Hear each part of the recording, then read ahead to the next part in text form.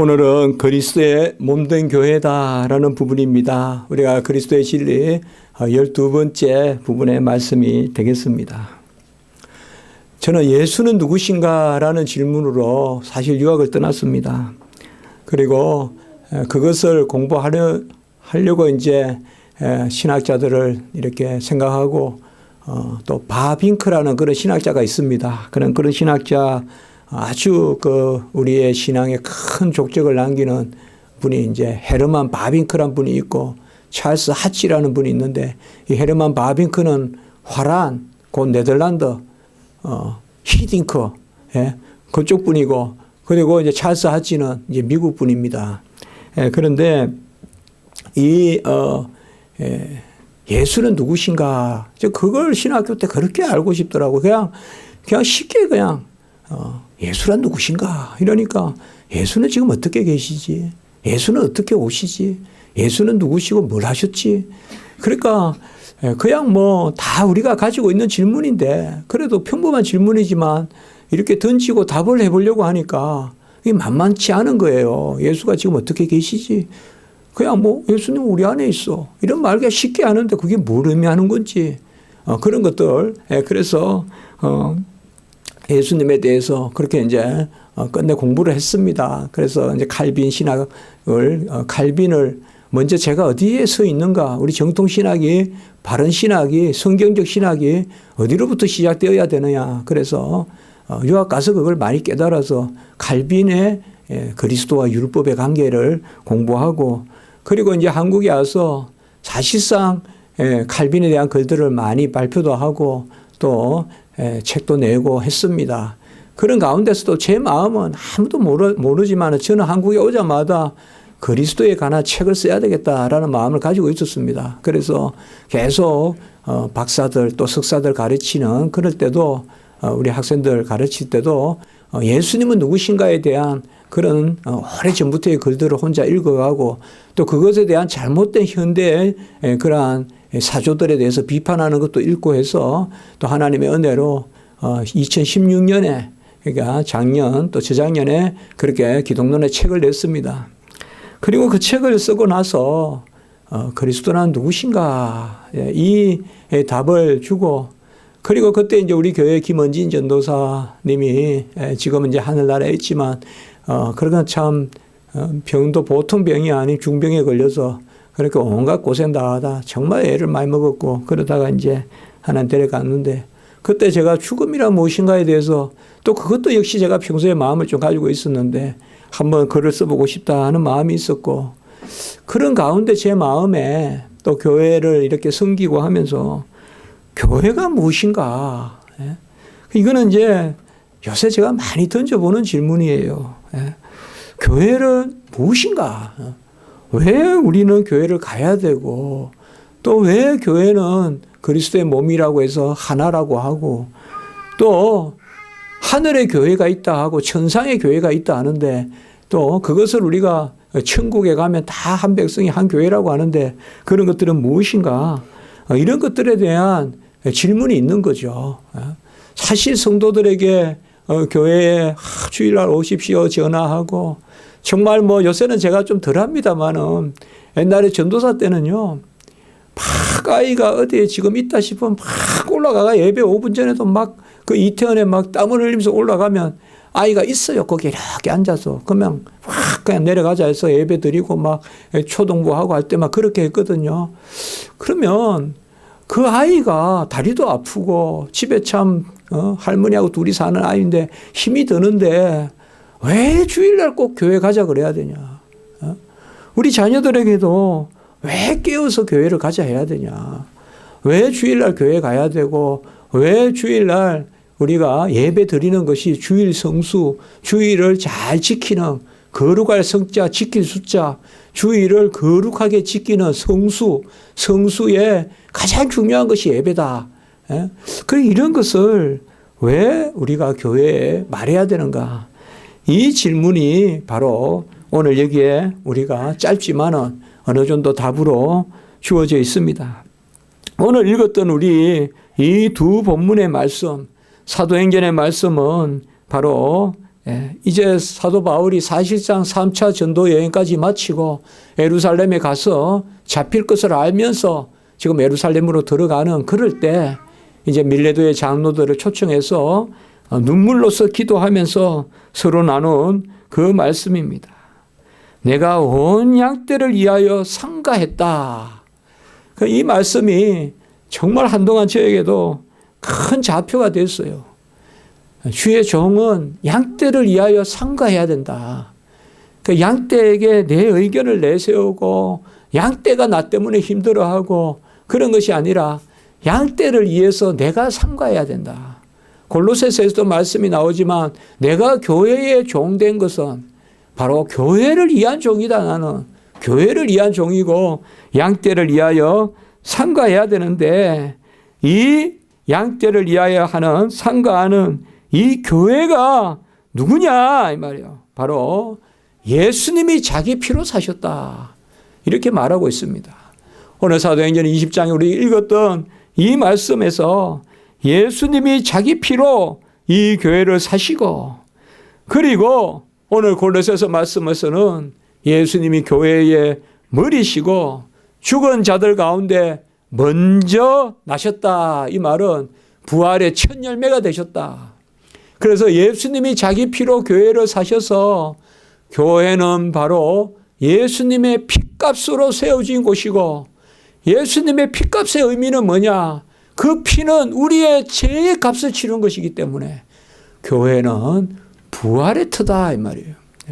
이 교회는 부활의 터예요. 십자가의 터지만은 부활의 터. 왜? 십자가의 그 피로 우리를 사셔서 이제 우리가 그와 함께 죽고 그와 함께 살아나게 하기 때문에 십자가는 바로 생명의 죽음인 것입니다. 그저 죽음의 죽음으로 끝나는 것이 아니라 죽음을 죽이는 죽음. 사망에 쏘는 것을 다시 쏘아서 사망을 죽이는 죽음. 그게 십자가거든요.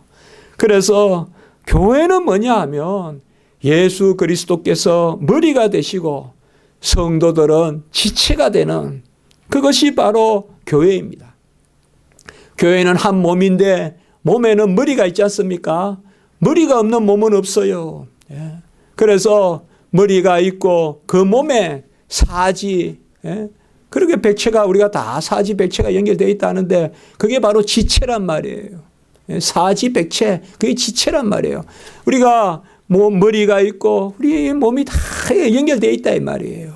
그렇기 때문에 이것이 단절되면 몸이 존재할 수 없는 거예요.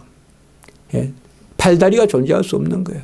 여러분 팔다리는 끊어지면 이거 육체가 아닙니다. 이건 물체지. 몸은 머리에 붙어 있고 살아 있을 때 육체라고 하는 거지. 이게 또 끊어지면 이거는 그때는 시체라고 부르기도 하지만 아무 의미가 없어요. 그건 물체예요. 그거는 그냥 나한테 붙어 있어야 이게 육체거든요. 그러니까 우리의 몸이 살아 있고 우리의 몸이 움직이는 것은 머리이신 그리스도께 붙어 있는데 그 그리스도는 누군가 하면 우리의 생명을 위하여 자기 자신을 주셔서 에베소 5장 2절 오늘 여기 말씀도 있지만 우리 책에 자기 자신을 희생제물과 향기로운 제물로 주셨다 이 말이에요. 누가 이 세상에서 나를 위하여 자기 자신을 줄 사람이 있어요? 없어요. 그러나 혹 있다고 하더라도 아마 부모는 자식을 위하여 죽을 수 있을 겁니다. 어떤 상황에서.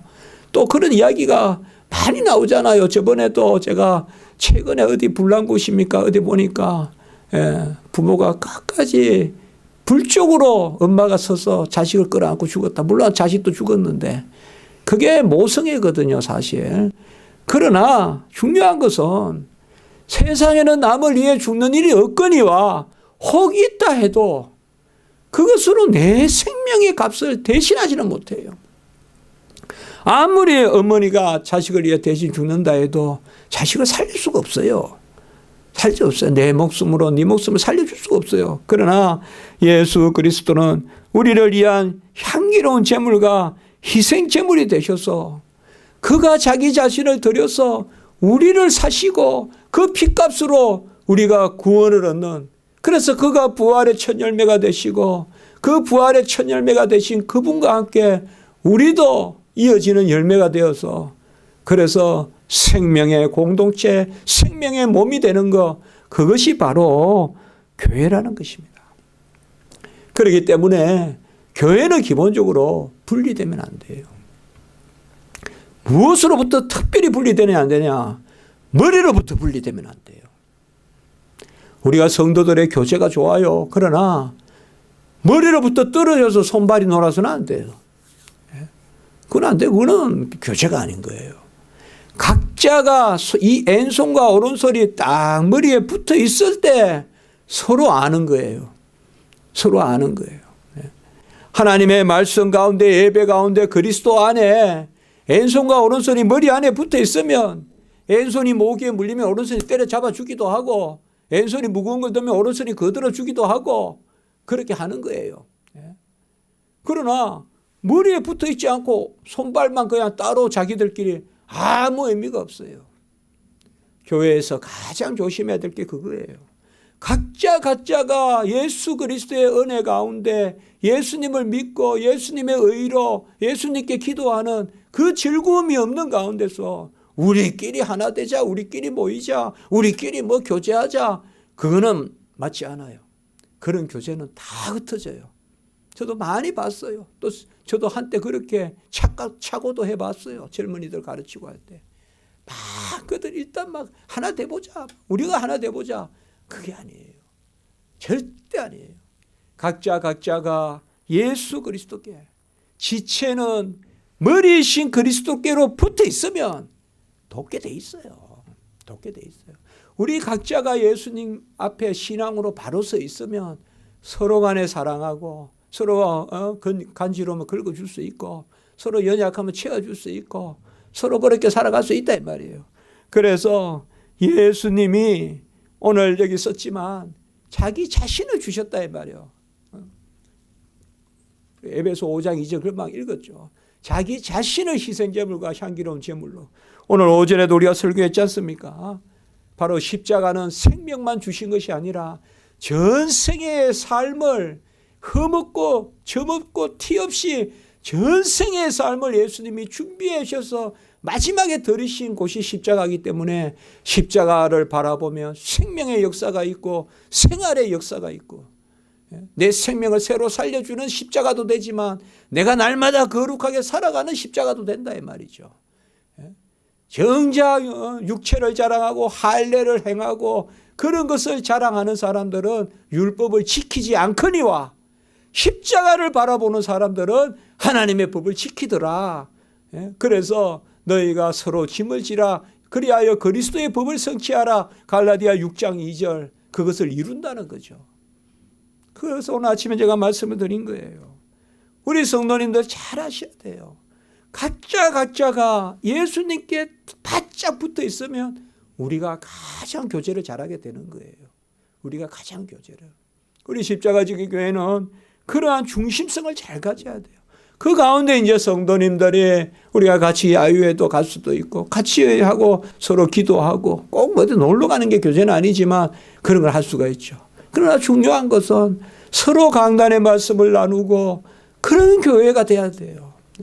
그때 전도가 되고 그때 선교가 되고 강단의 이 말씀 갈라디아 교회와 같이 우리가 데살로니가 교회와 같이 하나님의 말씀을 하나님의 말씀으로 우리가 하나로 듣고 온전히 연합했을 때 그래서 예수님은 자기 자신을 주셔서 로마서 12장 5절에 보면 많은 사람이 그리스도 안에서 한 몸이 되어 서로 지체가 되었다라고 이렇게 말하고 있습니다. 우리가 서로가 서로 간의 지체입니다. 본래 구제는요, 교회 내의 구제가 먼저 있어야 됩니다. 교회 내에 연약한 사람이 있는데 교회 바깥에부터 구제하는 것은 사실상 하나의 뜻은 아닙니다. 물론 그 정도는 우리가 잘 헤아려야죠. 교회 안에 사람을 다 구제하고 남는 걸로 한다 그러면 안 되지만 1차적으로 우리가 먼저 살펴봐야 될 것은 교회 안의 사람입니다. 교회 안에 연약한 사람이 있는데 저 먼 곳에 돕는 것도 중요하지만 당장 내 옆에서 형제 자매들이 신음하고 있는데 저 이상적인 큰 기도를 하는 것도 중요하지만 우리 지체들이 지금 신음하고 있으면 내 발에 가시가 박혀서 아야아야 하고 있는데 손이 빼줘야지 뭐 손은 고상하게 뭘 할 수가 있겠어요. 그래서 바로 그것입니다. 한 몸의 시체가 되어서 서로 하나가 되어서 이 주의 나라, 이것이 바로 교회입니다. 교회는 다른 것이 아닙니다. 예수님이 머리가 되시고 그게 교회의 본질이고, 교회는 뭘 해야 되느냐? 머리이신 그리스도께로 자라가야 되는 것입니다. 그 교회는 이 두 가지만 생각하시면 돼요, 여러분들. 본질은 뭐냐? 예수님이 머리시고 우리는 지체고 우리는 그 안에서 한 몸을 이루는 거. 예수님이 머리시라는 게 뭐예요? 바로 우리 저번에 몇 주 전에 봤지만 로마서 5장 12절에서 21절 언약이란 말이에요. 머리라는 것은.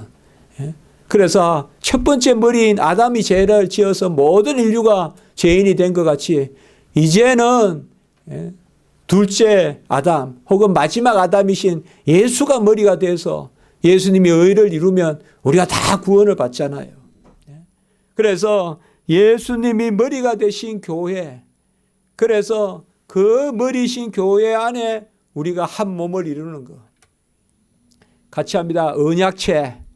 그 언약체라고 합니다. 언약 공동체라고도 하고 언약이다 이 말이에요. 예수님이 머리가 되시고 우리는 지체가 되고, 그래서 한 몸이 되는 거고, 교회는 뭘 힘써야 되느냐? 머리이신 그리스도께로 자라가야 됩니다. 말씀에서 자라가고 고백에서 자라가고 기도에서 자라가고 그리고 헌신에서 자라가고, 교회는 자라가야 돼요. 절대치는 없습니다. 어제보다 오늘 나아지는 게 성합니다. 거룩해지는 것입니다. 지금까지 내가 못했더라도 지금보다 조금 나아지는 거, 그걸 하나님이 헤아리시지, 지금 저 사람이 어떻고 본래 저 사람이 어떻고 그걸 헤아리는 게 아닙니다. 그러면 머리이신 그리스도께로 자라간다는 게 뭘까요? 바로 많이 제가 말씀을 나누죠. 우리가 그리스도의 것을 풍성히 누리는 것입니다. 저는 주의 종으로서요, 여러분들이 그렇게 하면 좋겠어요. 저는 뭐 1차적으로 우리 성도님이 어떻게 살아야 된다 분명히 그렇게 생각은 해요. 그러나 그 방법은 뭐냐? 은혜를 풍성히 누려야 돼요. 말씀의 은혜, 기도의 은혜 풍성히 누리면, 그러면 잘 열매 맺게 되어 있습니다. 은혜가 충만하면 순교라도 합니다. 폴리카 같이 내가 평생 한 번도 하나님이 나를 배반한 적이 없다, 그렇게 할 때 우리가 하나님 앞에 나아간다고 했지 않습니까? 이 가을의 교훈에서 또다시 우리가 배웁시다. 어떤 열매가 맛있고 튼실합니까? 잘 누린 거예요. 뭘 많이 한 게 아니라, 봄에, 가을에, 여름에 그 빛을 잘 누린 거.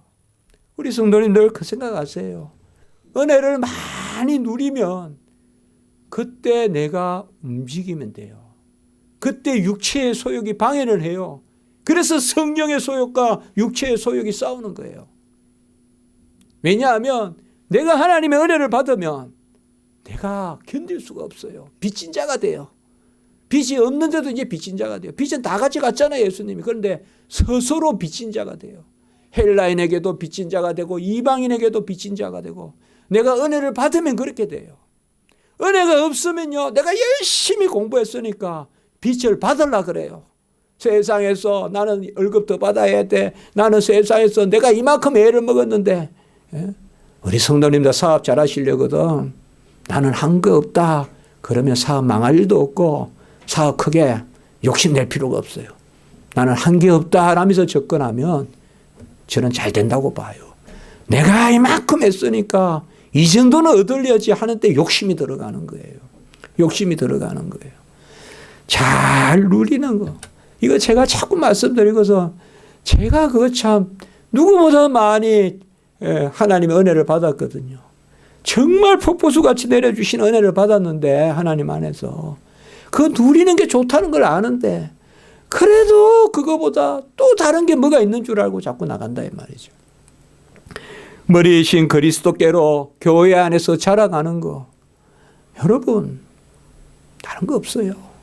우리가 철이 들면 알잖아요. 어머니가 그저 김치 주고, 어머니가 그저 간장이라도 소반에 이렇게 올려주고 전이라도 부쳐주면 그게 최고 음식이잖아요. 교회는 새로운 게 없어요. 이보다 새로운 게 없다고요. 예배 드리고 말씀 증거하고 말씀 듣고 그러면 되는 거예요. 그리고 그 은혜 가운데서 이제 우리가 세상을 향하여 향기가 되고 소금이 되고 빛이 되고 편지가 되고 그렇게 나서는 거죠. 그래서 저는 절대 여러분께 이렇게 살아라 저렇게 살아라를 먼저 말하고 싶지 않아요. 은혜 받으라고 말하고 싶어요. 은혜 받으면 돼요 다. 저는 그렇게 생각해요. 내 안에 향이 들어왔는데 어떻게 향기를 안 내겠어요. 예? 누가 그걸 막겠어요. 우리 방에 향수가 하나 떨어졌으면 우리 방에 향기가 차게 되잖아요. 향은 안 떨어졌는데 향의 근원이신 예수 그리스도의 공로는 내 안에 안 들어와 있는데 주님의 은혜는 내가 안 받았는데 무슨 재주로 우리가 향기를 냅니까? 예? 이렇게 사세요 저렇게 사세요 하면 향기가 납니까? 안 돼요. 그거는 한두 번은 될 줄 몰라도 서로 이렇게 삽시다 저렇게 삽시다가 됐다고 해도 그것도 내 공로라 그래요. 그 더 무서워요 그거. 내가 좀 움직이고 내 공로라 그러면 더 무서워요. 그러나 나는 아무것도 할 수 없어요. 나는 정말 아무것도 할 수 없는데 하나님은 나의 향 대신 하나님이 나에게 들어와서 나가 보니까 나도 모르게 향기를 발산합니다 이게. 그래서 나는 그냥 예수님이 향으로 돌았으니 나는 향기를 발산해 뿌려. 제 한 거 아무것도 없어요. 그게 바로 뭐요? 마지막에 심판의 때 나는 무익한 종이라 하라. 맞거든요. 그거 진짜 맞거든요. 그런데 하나님은 뭐예요? 지난주에 설교했죠. 온유하고 겸손해서. 온유는 뭐예요? 다 받아주시고 겸손은 뭐예요? 네가 했다 이렇게 해준다 그랬잖아요. 그래서 나는 온유하고 겸손하는데 내 멍에를 베고 내게 배우라. 그리하면 너에게 힘이 있으리라. 지난주에 우리가 설교했잖아요. 하나님은 온유하고 겸손하다 이 말이에요. 다 받아줘요. 부족해도 받아주고 우리를. 그런데 그 부족한 가운데서도 뭘 조금 하고 나면 네가 했다 해주는 거예요. 겸손하다 이 말이에요. 그래서 제가 자꾸 말씀드리는 겁니다. 우리는 은혜를 받으면요 돼요. 은혜를 받으면 돼요. 그 제가 옛날에 은혜 받으면 된다 은혜 받으면 된다 그래도 아이고 잘 살아야지 잘 살아야지 그렇게 생각했는데 보니까 잘 살아야지도 맞고 은혜를 받아야 되지도 맞는데 순서가 은혜를 받아요가 먼저다 이 말이에요. 그게 본질이에요. 내가 잘 살아야지 해가지고 순교하는 사람은 없어요. 내가 잘 살아야지 해가지고 은밀하게 주를 위해 숨길 사람 많지 않아요. 그러나 은혜를 받으면 안 하라고 해도 하게 돼 있어요. 내가 스스로 빚진 자가 되고 그냥 눈에 보이면 전부 빚진 자예요. 저 사람은 나보다 나아 보여요. 은혜를 받으면 그렇게 되는 거예요. 그게 바로 머리이신 그리스도께로 자라간다는 거예요. 그래서 교회는 예수 그리스도의 공로만 있고 다른 것은 보이지 않아야 돼요. 특별히 우리가 주일날 예배드리고 할 때 내 공로를 다 내려놓고 예수님만 보여야 돼요. 내가 무슨 고관 대작이든 내가 하는 일이 뭐 진짜 뭐 세계적인 일이든 다 내려놓고 교회 안에 들어오면 청소하고 교회 안에 들어오면 의자 정리하고 교회 안에 들어오면 식상 봉사하고 다 해야 돼요. 교회 오면 성도일 뿐이에요. 교회 오면 성도일 뿐이에요. 교회 오면 환자일 뿐이에요. 의사 앞에선. 교회 앞에 오면 죄인으로서 전적인 은혜는 예수 그리스도 앞에 선다고요. 그게 교회인 거예요. 세상을 교회로 옮겨서 세상에 무슨 무리들이 직장의 어떤 무리들이 우리 교회는 이런 직장인 사람들이 주로 모이고 그런 거 그렇게 합당한 거 아니에요. 물론 그 환경에 따라 할 수 없어서 그럴 수는 있지만 교회는 그런 것이 아니에요. 교회는 그저 울며 절며 정말 뒹굴며 아침에 제가 말씀드렸죠. 병원에 앰뷸런스 신고 들어오는 거 응급실하고 똑같은 곳이 교회예요. 다 누워서 스스로 못 걸어서 들어오고 정말 다 그냥 선고받아 들어오는 사람도 있고 그런 사람들이 이 교회에서 뭘 해야 되냐 이 말이에요. 뭘 해야 되냐. 예수님의 의를 다 누리는, 이걸 우리가 서로 격려해 주고 이걸 우리가 서로 하나로 해줘야 되는 겁니다. 골로새서 1장 27절의 말씀에 보면 이 비밀의 영광이 이방인 가운데 얼마나 풍성한지를, 성경을 가만히 보면 그런 거예요. 우리가 왜 성경을 아무리 읽어도 힘이 안 드는지 아십니까? 성경은 다 하나님이 하시는 거예요. 이런 말씀들은요, 다 뭐야? 은혜를 충만하게 받으면. 그래서 사도 바울이 그걸 아는 거예요. 그러니까 예루살렘 가면 결박이 기다리고 있다 해도 가는 겁니다.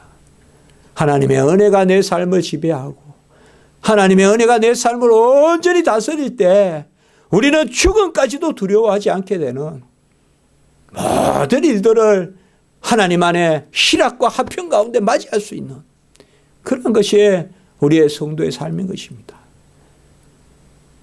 우리는 교회에 왔을 때 아까 사도행전 20장 28절을 봤듯이 같이 합니다. 온 양떼를 위하여 상가라. 꼭 기억합시다. 온 양떼를 위하여 근신하고 서로 낮추고 절대 부득하게 하지 말고 한 영혼이라도, 우리 어린 영혼 하나라도 보고 그렇게 우리가 함께 노력해 가야 됩니다. 마지막으로 교회는 시편 149편 1절에 있지만 새 노래로 여호와께 노래하며 성도의 모임 가운데서 찬양할지어다, 이렇게 말하고 있습니다. 저는 신학교에서 경건훈련원장을 2년 하지 않았습니까? 그런데 학교가 어렵고 하지만 그때는 그렇게 비판을 많이 받고도 했지만 요새 어려울 때 그대로 그 예배 순서로 예배를 드리더라고요, 학생들이. 제가 그때 그 스크린 없애자, 뒤에 스크린 좀 없애자. 듣는 예배야지 보는 예배가 아니지 않냐. 왜 설교자 얼굴 하나까지 다 봐야 되냐. 그저 강단에 서 있으면 보면 되는 거지.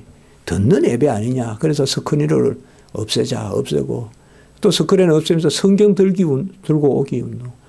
되면 그 성경을 들고 교회 와라. 그냥 막 카톡 같은 거, 뭐죠? 핸드폰 꺼내서 하고 그냥 이렇게 하지 말고 신학생들이 성경에 흔적을 남기고 또 말씀 듣고 그 성경은 보면 많이 읽다 보면 그 왼쪽에 있는 것 같은데 오른쪽에 있는 것 같은 그런 게 있잖아요. 책은 자꾸 손때가 묻으면. 이제 그런 것도 하고 또 반별 찬양도 정확하게 하고 그렇게 했습니다. 다 그게 있습니다, 여러분들. 우리가 성경을 막 찬송을 막 정하는 것 같아도 안 그렇습니다. 첫 번째 우리가 드리는 예배 때 드리는 찬송은 성령은 위에서 내려오는 찬송입니다. 그렇게 생각하고 고르는 겁니다. 그러니까 그때 제일 첫 배 찬송할 때 그때는 우리가 성경 앞부분 합니다. 그때는 나 같은 죄인 살리신 그런 찬송 안 합니다. 그거는 회중에서 올라가는 찬송입니다. 위에서 내려오는 찬송을 우리가 먼저 송영합니다. 송영하고 그리고 주로 이제 제가 두 번째 찬송을 할 때는 말씀 자체의 교훈 그리고 설교가 끝났을 때는 적용 이렇게 해서 찬송을 정하거든요. 모든 성경은요 느릿느릿한 건 아닙니다. 성경은 찬송은 절도입니다. 절도 가운데 깊은 은혜가 있습니다. 절도 가운데. 오늘 이제 말씀이 나왔으니까 얘기합니다. 그러니까 교회에는 음조가 있습니다. 가사도 있고 음조도 있습니다. 그 음조는 결코 느릿느릿한 게 아닙니다. 여러분 경건한 것은 느린 게 아니에요. 가장 여러분 장엄한 것은 행진곡 푸기예요. 주의 진리의 십자가 궁이 그런 찬송 부를 때 내 안에 확 은혜가 되는 거예요. 그게 막 그렇게 해도. 교회는 뭐냐 하면 성도의 모임 가운데 금방 읽었지만 찬양하는 그러한 모임입니다. 우리 교회도 이제 피아노도 있고 하니까 기도하셔서 우리 교회도 이제 매주 또 찬송도 할 수 있는 성가대도 만들고 또 그렇게 할 수 있으면 안 좋겠습니까? 그런 걸 위해서 우리가 하면 좋겠습니다. 어쨌든 말씀을 마치면서 예수님의 은혜로 우리가 한 몸이 되고 예수님의 은혜로 자라가고 예수님의 은혜로 찬송하는 그것이 바로 교회의 본질입니다. 그래서 교회를 떠나는 그 지체는 그 순간 생명이라고 할 수 없습니다. 그래서 세례도 우리가 교회 이름, 교회에서 세례를 주고 입교와 세례가 함께 있는 것입니다. 이러한 것들을 깊이 이 교회의 비밀이 크도다. 이것을 우리가 깊이 생각해야 깊은 성도가 되는 것입니다. 기도드리겠습니다. 거룩하고 자비로우신 하나님 아버지, 몸된 교회에 머리이신 그리스도께로 자라가라는 이 모든 것이 은혜인 줄 믿습니다. 모든 것이 은혜고 매사 만사 하나님의 은혜라고 할 때 우리가 비로소 하나님의 일을 감당할 줄 믿습니다. 그래서 우리는 무익한 종이라 하라라고 하셨는데 하나님 아버지, 우리에게 많은 은혜를 베푸셔서 우리 교회에도 은혜를 베푸셔서 무엇보다 우리 서로 우리 아버지의 눈에 띄는 지천인들 관심을 갖고 기도하게 하시고 우리 교회가 정말 하나 되고 찬양하는 찬송드리는 그런 교회 되게 해 주시옵소서. 구주 예수 그리스도 이름으로 감사하며 기도드리옵나이다. 아멘.